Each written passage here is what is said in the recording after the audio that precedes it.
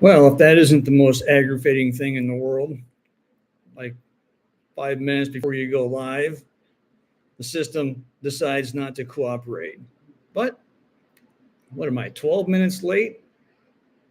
Anyways, I made it. I didn't give up. Felt like it. Anyways, my name's Luke with Luke Makes Knives. And this is my first live. Granted, I'm late, but what the heck? Um, got a bunch of things I'd like to cover today. This live might last 5 minutes, might last 55 minutes. It's hard to say. Had a couple people waiting, but I don't blame them for bailing since I was 12 minutes late trying to get my computer here to computerize itself to get its you know what out of its you know where. Anyways, welcome. Uh, like I said, if I schedule another live, I'm going to have this thing dialed in, I hope. So, today's topic, I just finished up just the other day, just finished up a knife that I hadn't made a knife in a long time. Long time. We're talking 6 or 7 years. And felt the urge to get back into it. So, what I came up with, and the backstory of this kind of goes a little crazy because I don't have any power tools. I mean, I do, but I don't have them set up. But what I do have is um, I got a hell of a deep desire to get back to making knives. My problem is that how do I go about doing that?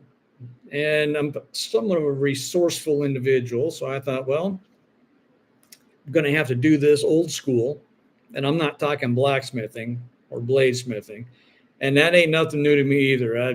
That's probably where I started back in the day.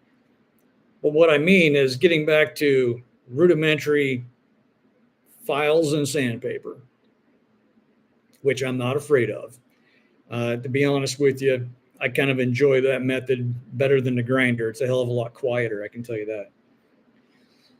So, if anybody who's wanting to get into or has wanted to get into making knives and doesn't have two nickels to rub together to generate any heat, one method, if you dig deep enough on the YouTubes, you might come across a guy by the name of Aaron Goff. I think he's Canadian, I believe. And he may not have, it, I'm sure he probably, maybe he did invent this thing. Hell, I don't know. But what he did, he posted a wonderful video on YouTube showing a knife filing, a bevel filing fixture. And the thing's got 10 jillion views, and justifiably so, because it's an awesome piece of equipment. And I've always lusted over it. I mean, what is it going to take? About $10 worth of materials to build? I mean, it's very rudimentary, very, very simple, very basic. And I just never got around to doing it. Well, that idea, it's like, okay, I'm going to get back into making these knives. I got to have something set up. Long story short, watch the video, go build the thing. And it worked. Okay, no surprise. But it didn't work. It didn't work as well as I really wanted, which is fine. But I'm heavily into 3D printing. So 3D printing being uh, a big hobby of mine, I figured, you know what? Why don't I just design and build a filing fixture, a bevel filing fixture for making knives? And so then I set out to doing that. So if I might digress a moment, you might be asking, well, if you have no power tools, what are you making your knives out of? Well, before I even got into making the bevel jig, which I knew was going to be a success, it's kind of like it's too basic of a tool to fail. Before that, I started learning a little bit about designing knives in simple software called Tinkercad. Super simple. I mean, it's almost like a child's toy, which is right up my alley. So I designed, and it took me a long time to figure out how to do this, a basic, I got one right here, a basic design out of plastic. See, plastic bends and everything. And I made, if I can hold up, this is just a small quantity of them. I made a lot of them, a lot. Different, small, different variations. I got into it to where I'd print it out, didn't like the way, handle's too short, handle's not wide enough, whatever. Make a small change, reprint it until I got to the one I wanted, which is this one right here. Then I took it up to my handy dandy water jet outfit, and I said, I want 5 of these, just like this. Obviously, this has got a handle on it, but this is, it basically looked like this. I gave him this. I said, I need this cut out. Don't give me any extra material. Don't try to be nice and helpful and help a guy out by giving a little bit more than what he needs. I just need this profile. And they did just that. They cut out 5 pieces for me, 3/16 of an inch thick, and it was fantastic. It was awesome. So then, after I got that in the works, then I started working on my jig. If I can jump forward back to where I left off before, and I built the wooden jig. Okay, I set that aside.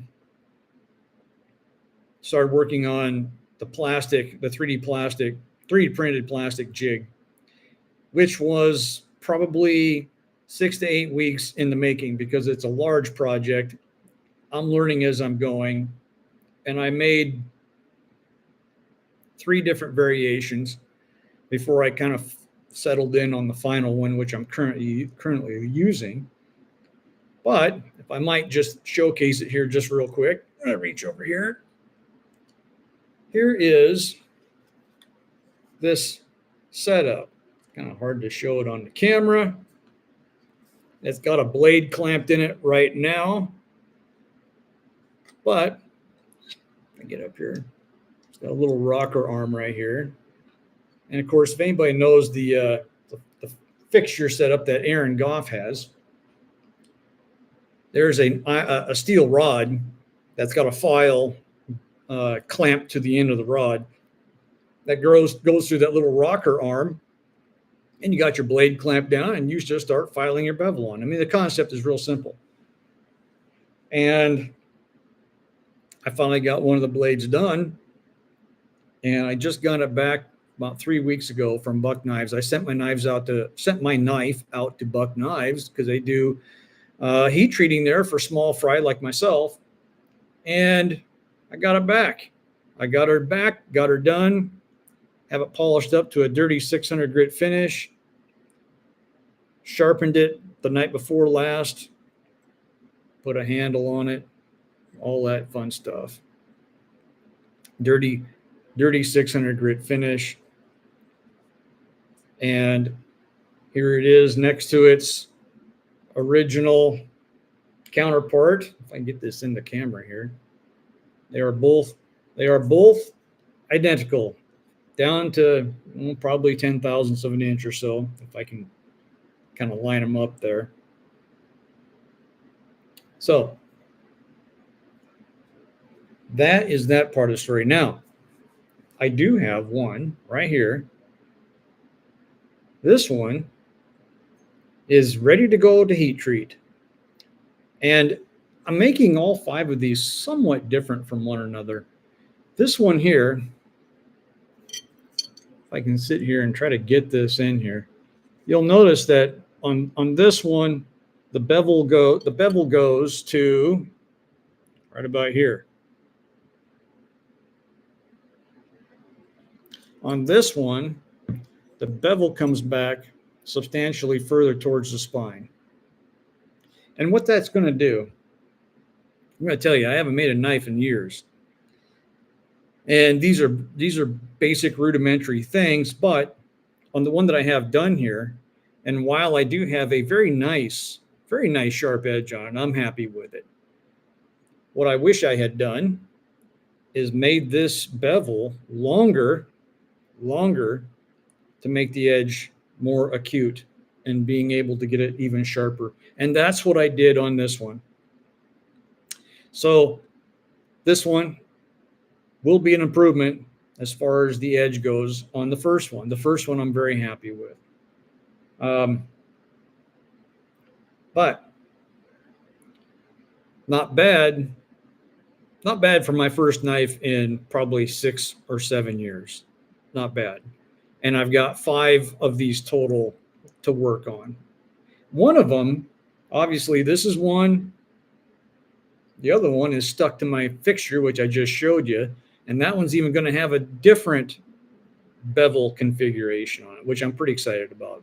And as I go through that process, I'll throw some videos up, assuming there's anybody left in the world that would bother to watch one, since I was 12 minutes late to my own live.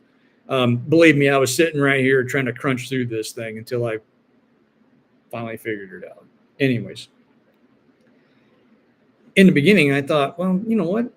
This, I should be able to pound these knives out pretty quick. It didn't take me but just a moment to realize that there ain't nothing quick about making knives with hand files and sandpaper. It doesn't matter how you go about doing it. There ain't nothing quick about it. It sucks. I shouldn't say it sucks. It doesn't suck. I love every second of it. But when you normally go up to a grinder and you grind out a blade, say in under an hour, hell, some people could probably do it in 20 minutes. I don't know. And you get used to that level of speed and efficiency with a grinder. The thought of going back and using hand files is absurd to most. But man, I wanted to get back to making knives really bad. And I don't have a situation currently at this point to set up all my equipment. So I designed that little hand fixture, that little filing fixture right there. And I designed it for my workmate, what the hell is it? Little workbench, little fold up workbench, clamps in there beautifully. And that's where I go, and I got a little easy chair down in my garage, set it up there and work on my knives. Now,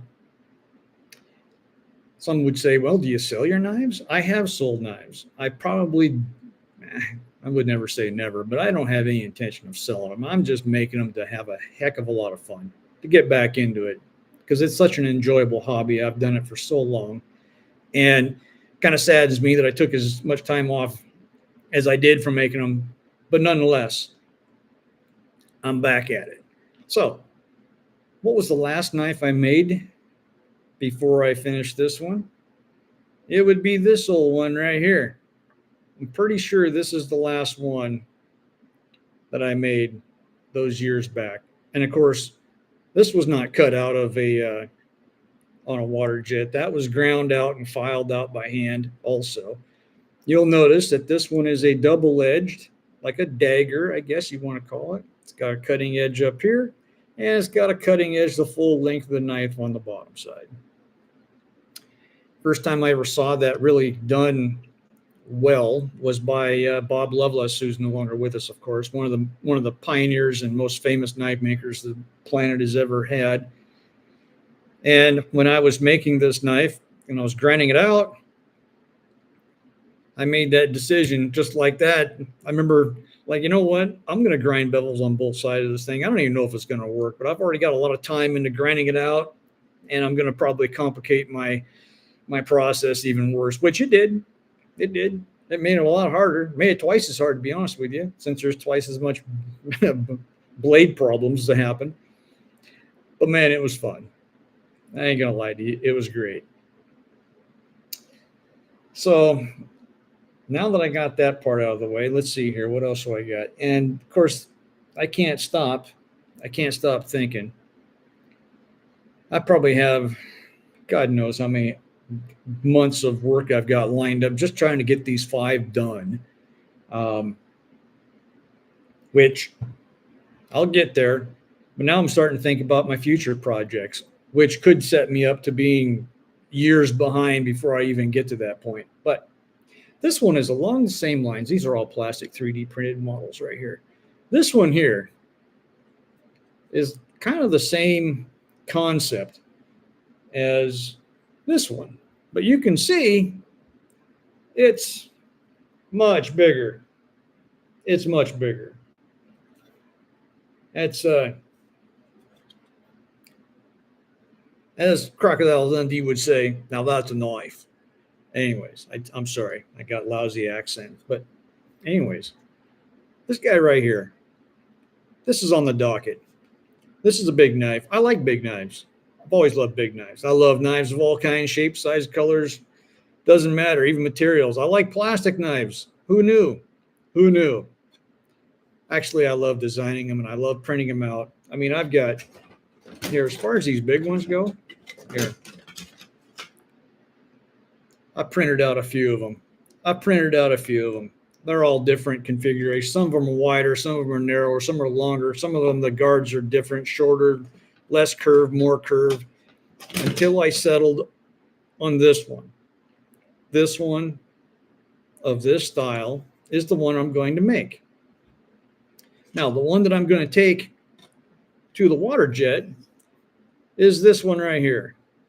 This is the one I'm going to give them, and they're going to do their magic and give me as many blanks as I request, maybe only 2 or 3.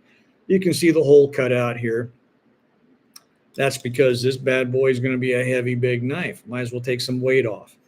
Now, as an example, on this one right here, you might say, well, that's just a bunch of paracord wrapped around a piece of metal. Nah, not really.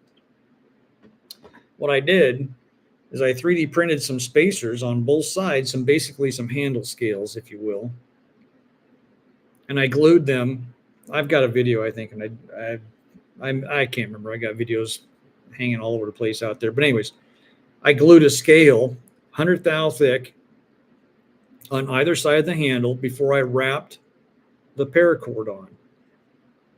And that gave the handle a little bit of girth, a little bit of substance to it, so that you're not grabbing hold of something like this. You can see, if I can figure out my camera here, you can see the difference in thickness from the handle. This one is thin, this one is not. Anyways, back to the big dog here. So this guy's got a spacer in it. I can't have to look at my notes, probably 120 thou thick or something like that. It's a big one. So I got this one on the docket. Another one I have, and I've got a little bit of a pile of them here, is this little guy right here. This little guy. Got a little lanyard on it that I was just playing around with. Actually, let me digress. This is the final one right here. This cute little guy right here. It's got the little cutout, super lightweight. When I make this, it's probably going to be out of maybe 1/8 inch material. Got a little lanyard hole right there. But it's just going to be just a little dream of a knife to have. Just a little dream of a knife. I got a couple of them here that I made up with handles. Just to let myself know that I like the design. So that one's in the works. I got some more, but I'll spare you the details. Maybe I'll save some for a future live. I'm just trying to get people to come back. Don't give up on me. I'm learning this YouTube thing. It's driving me crazy. So another thing I got going on here, speaking of 3D printing. As I was figuring out and how to go about filing and sanding, there's a tremendous amount of time sanding, just as much as there is filing the blade when you're not using power tools. And that's where these little bad boys come in. And I did a video on these. These are some little sanding blocks. This one's got some sandpaper already stuck to it, but it's got a bevel. As you can see, the bevel coming down to an edge right there. Got a bevel to it. And I've got, like I said, I think I got some videos showing me using this thing. This is my secret weapon right here. I love this thing. I love it so much. I printed, I think, probably 8 or 10 of them. And I've got, let's see, I've got a couple of them. I have the rest of them are down in my shop. But anyways, so when I get ready to start sanding, I grab all 9 or 10 or a dozen of them, however many I got, and I load them up with this paper, all fresh paper, so that when I sit down and start sanding on a knife, I don't have to load paper onto these fixtures, already loaded, all ready to go. Just grab one. When the paper wears out, you set it aside, grab a fresh one. It's little things like that that make my life so much easier, so much more enjoyable. Now, you'll notice that there's lots of curvies on this, and trying to get in to all these little areas is kind of a pain in the butt. So I came up with some smaller radius sanding jigs. Here's one with some sandpaper on it right here. See, I just roll the sandpaper over the edge. And that allows me to, as I can just sit here and just allows me to get in there and sand without, helps get in there to the tight places, little tight access areas that are kind of a pain. Here's another one. This one is just a bar shaped like a I-beam. Give it some extra strength. And you put some sandpaper on it and you start scrubbing. You will find out that if you intend on hand sanding knives, one of the most important aspects is the sandpaper. Go figure. And I've used cheap sandpaper and I've used expensive sandpaper. And I'm here to tell you, use expensive sandpaper. If you think it's too expensive, go buy some cheap sandpaper, use it a couple times, get angry, give it away to a friend when you're done getting angry at it, throw it in the garbage. It'll be money well spent. You cut your losses at that point, and go buy some quality sandpaper and rock on with life. That quality sandpaper, in my opinion, is made by Indasa, Rhino Wet. This stuff right here is called PSA, pressure sensitive adhesive. And it's like tape. It's got sticky to it. I ain't going to stick to my finger since I have it. Yeah, it does. There, see, it's got sticky to it. We'll stick them. You don't have to hold it with your fingers. It stays right where you put it. And then when you're done, you peel it off. Pressure sensitive adhesive. You just got to hold it on there for a second to make it stick, and you're off to the races. The stuff is magic. The first time I bought some, and by the way, Rhino Wet, or Indasa makes Rhino Wet sheet paper, like 8.5 by 11 or whatever the hell it is. You cut it up with scissors and fold it up and roll it up, or whatever you're going to do with it. And it's equally as great. It's the same paper, basically. And it cuts like a Tasmanian devil. It goes to town right now. I love the stuff. But you're always fighting with the fact that you have to roll it around you have to use a device like this, which I did use for several years without this adhesive. You're constantly fighting with holding it in place, and which is fine. It worked. I did not complain until I learned about PSA, pressure sensitive adhesive. And I bought a roll of it, kind of expensive, but like I said, pay the money. You only cry once, pay the money. And it's an investment that brings infinite returns of joy. So now I have several rolls of it, of course, as you might imagine. I love the stuff. That's my 2 cents on sandpaper. If you're getting into making knives and price is a problem, depending on how bad you want to make knives, you can make knife with crappy sandpaper. I mean, believe me, I've done it. But if you're not going to give up on making the knives and you're hell-bent on doing it, do yourself a favor, do a little bit of research, find out where to buy it, like Amazon. Get yourself some Rhino Wet, made by Indasa. And I mean, there's other stuff out there, 3M products, I guess, or there. I mean, it's not the only sandpaper in town, but it should be. It should be. I've got a pile of other knives up here that are 3D printed designs that I've come up with. I'm going to save them for a future video. Looks like I did scare off everybody by being late, and I am so sorry about that. What a train wreck for my live. If I had any, what I should do is just log this off and put out another live notice and go live again. But knowing my luck, I couldn't get this bloody thing to work again if I had to. What a pain. But if you see the live go live, if you see the live post, give it a watch. Give it a watch. Maybe one of these times I'll go in a little bit of a deeper dive on my back history with making knives. It's probably no different than most, but everybody's got a story, and I love stories. So I showed off my latest knife, the LMK Talon. That's Luke Makes Knives. Talon? That's what I call it. You got to name a knife. It's got my logo on there. If I can get it, there we go. I'm happy with it. Super happy with it.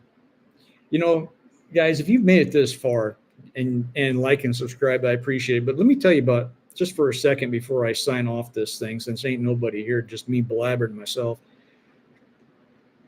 You know, I got back into making knives without the idea of trying to resell them for money. I'm doing this currently for the pure pleasure of making them, because man, it's been a kick, and I've been doing it for a long time. And you might ask, well, why the hell did you get 5 of them cut out? Why do you have 5 blanks of the same one? Which, valid question. Since what if I'm just doing it for fun? What am I going to do with 5 of them? Am I going to be the only collector of my knives? And while I wouldn't be opposed to that, I do love giving them away. And there's plenty of people out there that I've given the knives away. And I thought, you know what? If I could just get some people coming back to my lives, subscribe to my channel, for heaven's sakes. If you're angry with me about this live and you unsubscribe, I understand, but I hope you stick around. Because I'm saying, if I get 500 people on my subscription list, or maybe 1,000, or hell, maybe even 100 at this point. Last I checked, I had 58. Not bad for not knowing what the hell I'm doing. I get enough people interested in what I got going on, then maybe I'd do some giveaways. Give away some knives, professionally heat treated by the best in the world, Buck Knives, the Paul Boss method. Those guys, if you know anything about heat treating, production heat treating, those guys wrote the book. And we're talking, they wrote the book. They're tops. And the great thing is, for me, is they're about 6 miles down the road that way from where I live right now. I just drive down there whenever I want to. It's wonderful. If you need some professional heat treating done, wrap that sucker up, mail it off to them, spend the money. You won't be disappointed. You won't be disappointed. The only thing you might be disappointed with is they're just going to take a long time to get it back. But hey, they're a big knife company. They're busy making knives, but they do absolutely amazing work with their heat treating. I was not disappointed. They did not under-deliver. They over-delivered. It was great. By the way, this blade is made out of 1095, 3/16 inch thick 1095. And I had it heat treated to 59 Rockwell. So it's which is about right for 1095. And I don't speak metallurgy. I know enough to get myself into a terrible conversation with somebody and start acting like I know what I'm talking about. So that's not an area of my expertise, because going into carbide solution and perlite and magnetite, all this other stuff, not really where I spend a lot of my time. I let the pros worry about that, and spend a little bit of money, let them handle it. They will deliver. They will not disappoint. And then you get something back that you don't have to worry about, whether it was heat treated properly or not. And I've done a lot of knives, done a lot of testing on my knives, and it's a very laborious thing to get happy with your heat treatment, in my opinion. Then again, I didn't have a heat treating furnace, but I do have a forge. And so therefore I used my forge, old school. It worked well. Um, but there was a huge learning curve for me, huge. So if you're starting out making knives and you're you're intimidated, it's daunting to be honest with you, to learn about all the things that need to be done. Uh, if you can mitigate some of those things in your knife making career, like heat treating, and maybe you want to get into heat treating, but let me tell you, when you want to say, I'm just going to go buy a furnace, well, they're about $1,800. That's for a small one and a good one, which I wouldn't buy anything less than a good one. Get an even heat or a Paragon, something to that effect. But if you're just starting out and you're getting your feet wet, dropping that kind of money, it gets expensive. Kind of like a grinder. Like, yeah, okay, you want to make a knife and you're not going to start until you get a grinder, you're going to have a huge investment, even for a cheap grinder. And I'll tell you what, cheap grinder is going to drive you crazy. It'll work, but it's only going to work for as long as you're going to force it to work. All right. And I come up with a 3D printed filing fixture. Took me a long time, but I learned so much, and I just loved every minute of it. The design factor, the prototyping, put it together, find out I wanted this change and that change, go back and redesign it. Like I said, it took me about 2 months.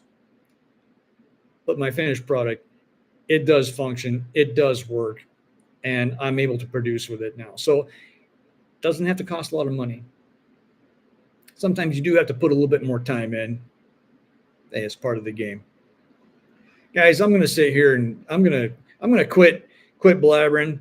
I've showed off a couple of knives, a couple of my fixtures, a couple of my up and coming projects. Next time I do one of these lives, which pray to God that somebody will actually show up, stick around. Maybe I'll get this thing figured out to where the camera and everything comes on when it's supposed to. Guys, this is Luke with Luke's Makes Knives. If you watch it all the way to the end, I appreciate it. We're going to catch you on the next one. Thanks a lot. See you guys later.